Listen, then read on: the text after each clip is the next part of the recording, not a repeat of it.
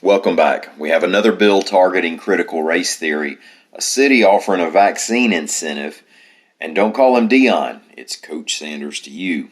My name's Ike Morgan, and we are down in Alabama.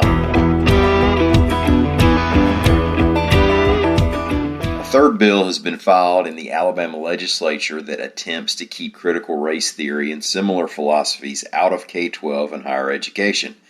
And this one calls for firing teachers who try to teach it, reports AL.com's Tricia Powell-Crane. State Representative Danny Crawford, an Athens Republican, acknowledged that CRT isn't currently being taught in K-12 schools, but that it does show up on some university campuses. Crawford, quote, "If a teacher is restricted from teaching critical race theory as a truth, but he or she does it anyway, then that's a serious violation, and the process should be started on termination." Alabama Association of School Boards Executive Director Sally Smith said the bill would be in violation of current state law.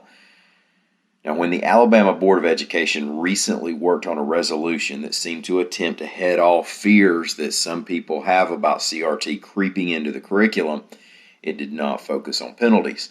During that time, State Superintendent Eric Mackey said it's common for people to complain about teachers introducing inappropriate things in class. He said at the time, quote, "But we don't publicly humiliate those teachers in stockades. We learn from those mistakes and move on."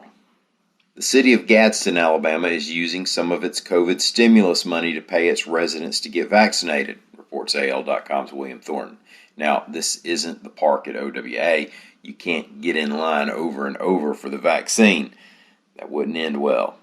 But Gadsden is hoping that $100 will entice city residents to get vaccinated to protect themselves and hopefully stem the spread of COVID and the Delta variant, which is now being shown to have dominated cases during this current COVID surge we're in Alabama. Also, for every 500 folks who take part, there will be 2 draw-ins for $5,000. This is open only to Gadsden residents. It's believed to be the first such incentive by an Alabama city. The Southwestern Athletic Conference Media Day was held in Birmingham on Tuesday, and as AL.com's Mark Heim reports, Jackson State football coach Deion Sanders doesn't like reporters to just casually call him Dion. He was primetime and neon Dion during his playing days, but now it's coach to you. The Jackson Clarion Ledger quoted Sanders' response to reporters calling him by his first name. Quote, "You don't call Nick Saban Nick, don't call me Dion. If you call Nick Nick, you'll get cussed out on the spot, so don't do that to me. Treat me like Nick." Incidentally, last football season there was a big debate among media types over reporters who do call Saban Nick. I don't think Twitter ever declared a winning side on that one. Sanders reportedly left Tuesday's press conference after being called Dion a second time.